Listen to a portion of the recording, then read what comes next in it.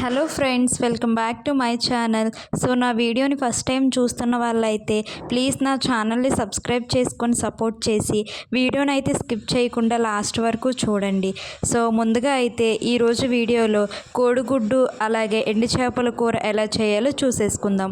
ముందుగా అయితే 2 కోడిగుడ్లను ఉడకబెట్టి తొక్క తీసి పక్కన పెట్టుకోవాలి. స్టవ్ ఆన్ చేసుకొని కడాయి పెట్టుకొని ఆయిల్ హీట్ అయ్యాక కొంచెం పసుపు వేసి 2 కోడిగుడ్లను అయితే బాగా వేయించేసుకున్నాను. ఇప్పుడు దానిలో అవి వేయించుకున్నవి బాగా దోరగా వేయించాక పక్కన తీసి పెట్టుకోవాలి. కోడిగుడ్డు వేయించడం వల్ల టేస్ట్ అయితే ఇంకా కొంచెం డబల్ అవుతుంది.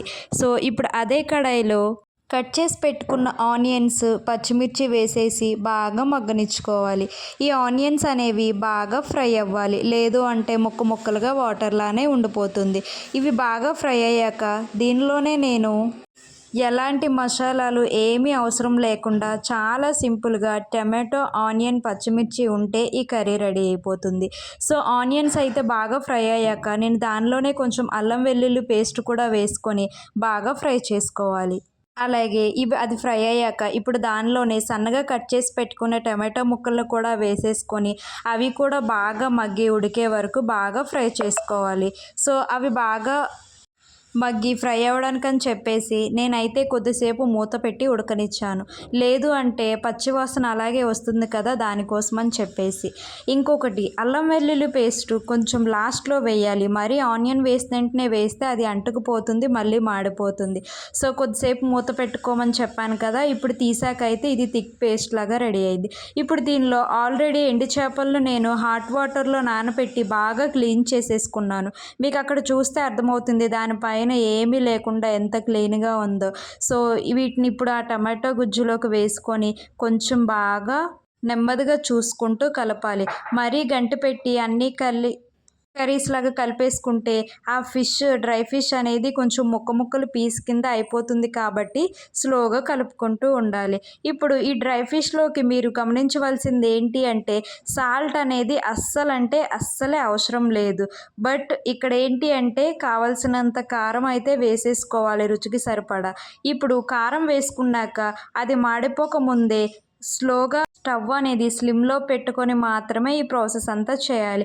ఇప్పుడు కొంచెం వాటర్ని అయితే యాడ్ చేశాను. గ్రేవీ కావాలి, పులుసు కావాలి అనుకున్న వాళ్ళైతే కొంచెం వాటర్ క్వాంటిటీని పెంచుకోవచ్చు. అలాగే ఇక్కడ పసుపు వేస్తున్నాను. యాక్చువల్లీ పసుపు వేయడానికి కారణం ఏంటి అంటే ఆల్రెడీ మనం ఎగ్స్లో వేసాము, అలాగే నేను క్లీన్ చేసుకునేటప్పుడు కూడా ఎండు చేపల్లో వేసాను. సో అందుకని చెప్పి అవి వేసాక అయితే నేను ఇక్కడ కొంచెం వేస్తున్నాను. ఇప్పుడు నెక్స్ట్ వచ్చేసి అది అలా మూత పెట్టుకొని కొద్దిసేపు ఉడకనివ్వాలి.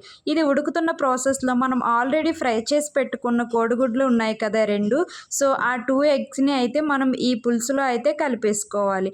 అవి కూడా కొంచెం మునిగేలా చేసుకొని మరీ మొత్తం కలిపేయకుండా నీట్గా చేసుకొని పెట్టేసుకోవాలి.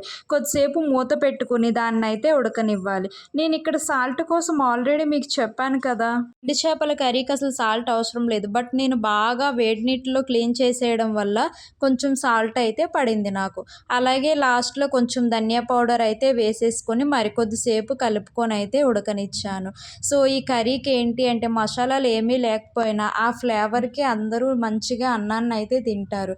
సో నేనైతే ఇంకా ఫ్లేవర్ కోసం అని చెప్పేసి కొంచెం ఇంట్లో చేసుకున్న గరం మసాలా జస్ట్ 1/2 స్పూన్ అయితే వేసుకొని కలుపుకున్నాను. సో ఈ ప్రాసెస్లో ఇది నెమ్మదిగా ఉడుకుతూ ఉండాలి. ఇంకా హై ఫ్లేమ్ పెట్టుకున్నా సరే పులుసు గ్రేవీలా ఉంది కాబట్టి మాడిపోయే ఛాన్స్ ఉండదు. ఇంకా ఫైనల్గా స్టవ్ ఆఫ్ చేసుకుంటే మన టేస్టీ కోడిగుడ్డు ఎండు చేపల కూర అయితే రెడీ అయిపోయింది ఫ్రెండ్స్. కర్రీ టేస్ట్ అయితే చాలా బాగుంటుంది. వేడి వేడి అన్నంలో తింటే కొంచెం కర్రీతో చాలా అన్నం తినేయచ్చు. Thank you guys, please subscribe my channel.